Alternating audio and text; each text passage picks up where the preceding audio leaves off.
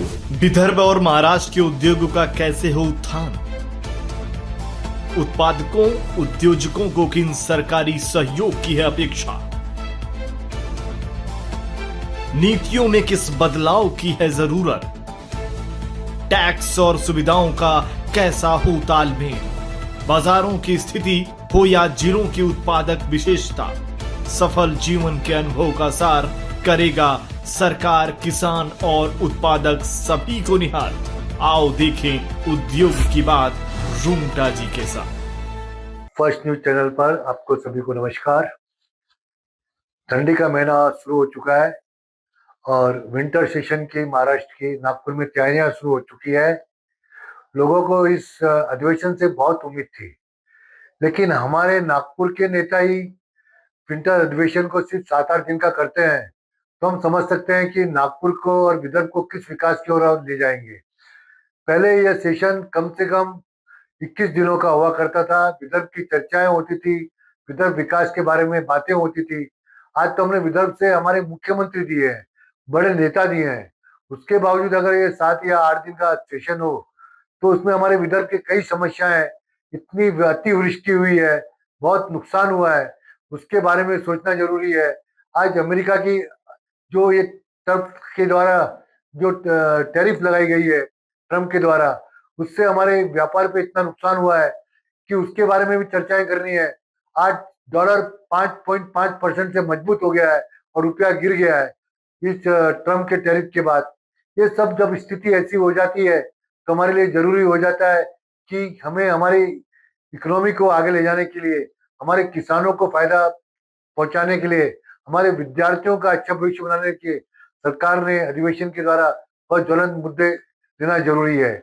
आज हमारे विधायक बनते हैं, तो विधायक आते हैं इस सत्र के द्वारा और वे चर्चाएं करते हैं विकास के बारे में, लेकिन समय कम मिलेगा तो चर्चाएं रुक जाएगी। दूसरा, हमें नागपुर अधिवेशन के बारे में यह मालूम पड़ा है कि जो नेता और अधिकारी आते हैं वे ज्यादातर यहाँ पर सिर्फ फार्म हाउस में पार्टियां ज्यादा करते हैं। उसके लिए हर डिपार्टमेंट में पैसा जमा किया जाता है और वो पैसा जमा करके उनके लिए जो सुविधाएं होती है वो जुटाई जाती है और वो पैसा कोई कहीं बताया नहीं जाता। इस तरह का अगर विकास अगर विदर्भ में आया तो हम क्या उम्मीद करेंगे?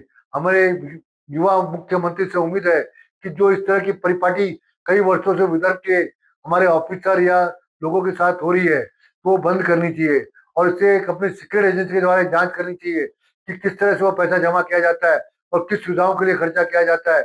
और पूरे बड़े बड़े अधिकारी सब ये ज्यादातर तड़ोबा या आसपास के क्षेत्रों में पूरे अपना समय ज्यादा से ज्यादा व्यतीत करते हैं। तो आज विदर्भ में जरूरी है जो विकास आ रहा है देवेंद्र जी के कारण, गडकरी के कारण, वह विकास कहीं रुक न जाए, क्योंकि अभी तक जमीन अधिग्रहण नहीं हुई है। जमीन अधिग्रहण करने के लिए अगर समय लगता है तो उससे विदर्भ को बहुत नुकसान हो रहा है। दूसरा, हमने देखा कि बिहार गवर्नमेंट आ गई। बिहार गवर्नमेंट आते ही उन्होंने बिजली की दरों में बहुत कमी की है और बिजली के साथ साथ उन्होंने जमीन भी बहुत ही यानी निःशुल्क भाव में लोगों को देना शुरू किया है कि उद्योग आए। बिहार के लोग यहाँ से पलायन होकर जो बिहार से बाहर जा रहे हैं वो फिर से बिहार में आके उद्योग में लगे काम करें और बिहारी लोग या बाहर के लोग आकर वहां पर निवेश करें। लेकिन हमारा महाराष्ट्र इतना आगे जा रहा है, आज विदर्भ में बिजली इतनी महंगी हो रही है। पूरा नागपुर, अमरावती और चंद्रपुर पूरा प्रदूषण झेल रहा है थर्मल पावर स्टेशन का। आज उसके बारे में अगर रोज हम मीटा में भी देखें तो वहां पर जानकारी मिलेगी कि हमारा जो स्वास्थ्य है सिर्फ प्रदूषण जो थर्मल पावर स्टेशन से है उसके कारण लोगों का जन स्वास्थ्य खराब हो रहा है। उसके बावजूद अगर सरकार इतनी बिजली हमको महंगी देगी तो हम कहाँ जाएंगे? मुद्दे बहुत सारे हमारे विधायकों के सामने, जनता के सामने। हमें जनता ने सिर्फ वहां पे अधिवेशन में आंदोलन नहीं करना, हमें हमारे विधायकों के साथ ये कह के बताना है कि हमारी समस्याएं बहुत है, उस समस्या को हम किस तरह आगे ले जा सकते हैं। अगर कॉटन का देखें तो कॉटन भी इस बरसात में बहुत नुकसान हुआ है और आज हमारे पास जरूरी है, जैसे अमरावती में पीएम मित्र टेक्सटाइल पार्क बनाया गया, उसी तरह सीएम साहब ने घोषणा करना चाहिए विदर्भ में कम से कम सीएम मित्र कॉटन पार्क बने, जहां पर हम बांग्लादेश से कंपटीशन देकर यहाँ के किसानों को मजबूत कर सके। और पीएम जैसे बाम्बू के लिए 50,000 करोड़ की योजना सीएम साहब ने बनाई है, उसी तरह कॉटन उद्योग के लिए सीएम साहब ने कम से कम 25,000 करोड़ की योजनाएं बनानी चाहिए। उसके कारण वर्धा, नागपुर, बुल्ढाना इस तरह के शहर आगे आ सकते हैं वहां पर बहुत सारे उद्योग लग सकते हैं कॉटन पर आधारित, और वहां का कॉटन पे किसान और वहां के लोग मजबूत हो सकते हैं। उसी तरह सीएम ने चाहिए कि सीएम कृषि उद्योग विकास योजना बनाए, जिसके अंदर जो हमारे किसान जिनको कोई रेवेन्यू नहीं मिलती, वह किसान बेचारा हमेशा कर्जे में रहता है। और करीब 11,000 करोड़ से ज्यादा किसानों ने अब तक आत्महत्या की है पश्चिम महाराष्ट्र में। वह किसान आत्महत्या करना बंद कर देगा, और उसके कारण अगर उद्योग लगना शुरू हुए, डेयरी उद्योग, मत्स्य उद्योग, कुक्कुट पालन उद्योग, इस तरह के अगर उद्योगों को बढ़ावा मिलता है, तो आज किसान हमारा विदर्भ का मजबूत हो सकता है। कोल गैसिफिकेशन प्रोजेक्ट के बारे में विदर्भ में सरकार ने, राज्य शासन और केंद्र शासन ने मिलकर कई योजनाएं बनाई है।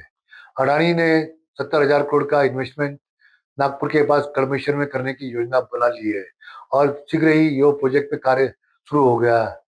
उसी तरह से आज भद्रावती में न्यू इरा क्लीन टेक का जो प्रोजेक्ट आ रहा है, उसमें अजंता फार्मा के श्री मधुसूदन जी अग्रवाल भी जुड़ गए हैं, और उन्होंने चेयरमैन पद स्वीकार कर लिया है। और शीघ्र ही यह प्रोजेक्ट प्रधानमंत्री के हाथों द्वारा वहां पर भूमि पूजन किया जाएगा, ऐसे संकेत मिले हैं। अभी हाल ही में बॉम्बे में उनके बोर्ड की मीटिंग हुई, और उसमें ये किया गया है कि इसमें जो भी टेक्निकल बाधाएं थी, जो तकनीकी है, जो उनको कोलोब्रेशन करना है, वो सब तरह के काम उनके बहुत सारे हो चुके हैं। और जो यह प्रोजेक्ट जो 8 साल से पेंडिंग था, जो पहले सोनटेक एनर्जी के नाम से आ रहा था, अभी यह प्रोजेक्ट न्यू इरा टेक के नाम से आ रहा है। और यह प्रोजेक्ट की जब रचना हुई थी, उसमें श्री गडकरी जी का सबसे मजबूत हाथ था, साथ में देवेंद्र फडणवीस जी ने पूरी हरी झंडी दी थी। उसके साथ साथ हमारे उसमें के फर्टिलाइजर मिनिस्टर जो हंसा जी अहीर हुआ करते थे, उनका भी उसमें बहुत श्रेय रहा है। और ये सबने मिलकर वहाँ के लोकल लोगों को लेकर ये प्रोजेक्ट आगे लेकर गए। लेकिन कुछ बीच में तकलीफें हुई, लेकिन अब ये प्रोजेक्ट बहुत अच्छी तरह से आगे जा रहा है। बाला साहब दराड़े जो इसके एमडी है, लटपड़े साहब जो एक एनआरआई इन्वेस्टर है, बहुत ऐसे लोग मिलकर ये प्रोजेक्ट ले रहे हैं। उससे कोयले की एक नई दिशा शुरू हो जाएगी। मैं बार बार इस प्रोजेक्ट के बारे में इसलिए इंसिस्ट कर रहा हूँ कि कोयला सिर्फ आज प्रदूषण करने के काम यहाँ पर कर रहा है। जो जिसके द्वारा जो बिजली निर्मित होती है, 40% फ्लाइस वहां पे जनरेट होती है। करीब चंद्रपुर में 25,000 टन फ्लाइस होती है, नागपुर में 10,000 टन फ्लाइस होती है। उसका कुछ उपयोग तो जरूर होता है, लेकिन बहुत सारी फ्लाइस हवा में उड़कर लोगों के स्वास्थ्य पर विपरीत असर डाल रही है। आज ऑस्ट्रेलिया में इस तरह की स्थिति आ गई है कि ऑस्ट्रेलिया ने पोल्यूशन के नॉर्म्स देखते हुए वहां पर जो आयातित कोयला है वो भारत में देना कम कर देगा। और उसके कारण भारत में आज बड़े स्टील प्लांट जो 300 मिलियन टन का टारगेट लिए थे, उनको ऑस्ट्रेलियन कोल अब धीरे धीरे मिलना बहुत कम हो जाएगा। उसके कारण कोयले के दाम भी बढ़ जाएंगे। और यह जो इम्पोर्टेड कोल जो अच्छी क्वालिटी का हुआ करता था, अब भारत को अपने संसाधन मजबूत करने होंगे। और उसके कारण जो स्टील की इंडस्ट्रीज है, उनको भारतीय कोल के ऊपर आधारित पड़ेगा।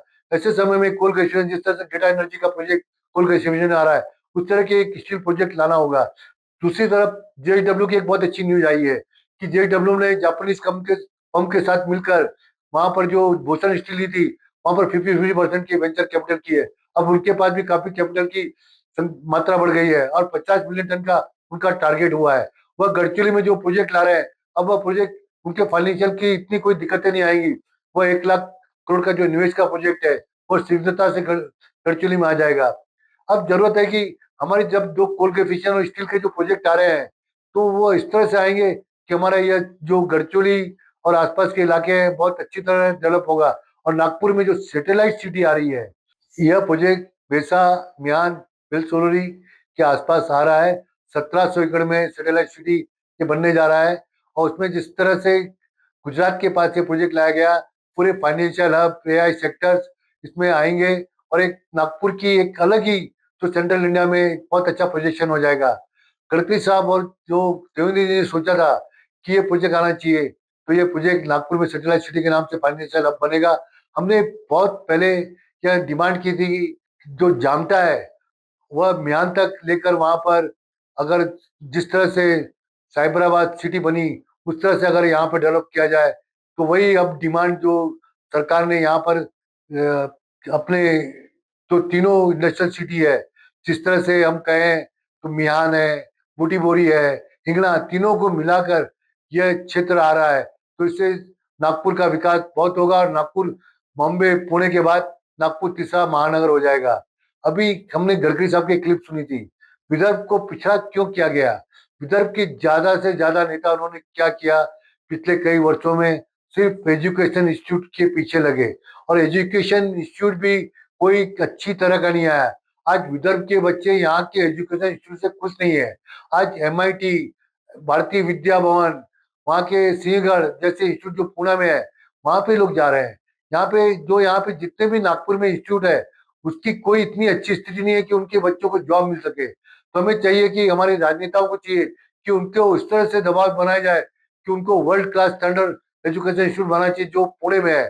पुणे के बच्चे यहाँ पे आने चाहिए, न कि हमारे विदर्भ के बच्चे वहां पे जाए। जिस तरह से गडकरी साहब ने Symbiosis institute, national law college, IIM, IIIT ऐसे इंस्टीट्यूट लाके कर रहे हैं, उस तरह के प्राइवेट इंस्टीट्यूट आने चाहिए। और जो प्राइवेट इंस्टीट्यूट जो बने हुए हैं, उनकी निगरानी सरकार ने करनी चाहिए कि सिर्फ वो धनोपार्जन कर रहे या विदर्भ का नाम कमा रहे या विदर्भ के बच्चों को अच्छी तरह एजुकेशन दे रहे। तो अगर विदर्भ का विद्यार्थी अच्छा सक्षम बनता है तो बहुत आगे जाकर विदर्भ का विकास करने में बहुत सहायक हो सकता है।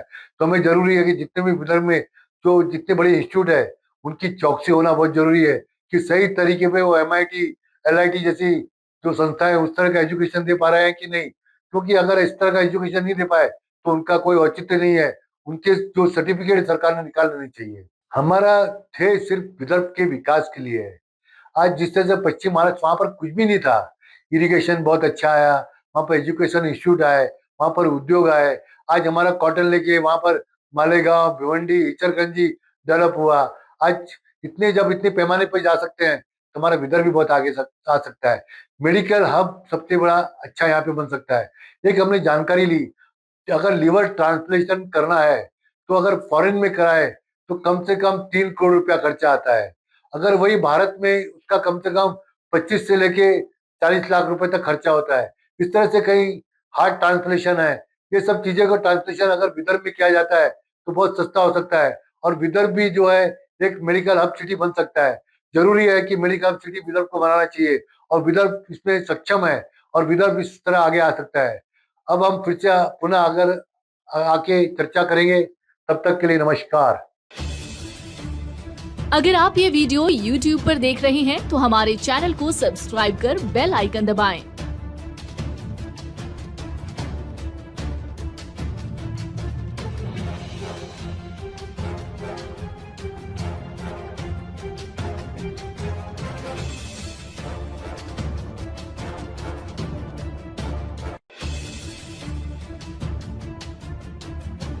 और Facebook पर देख रहे हैं तो हमारे पेज को लाइक करें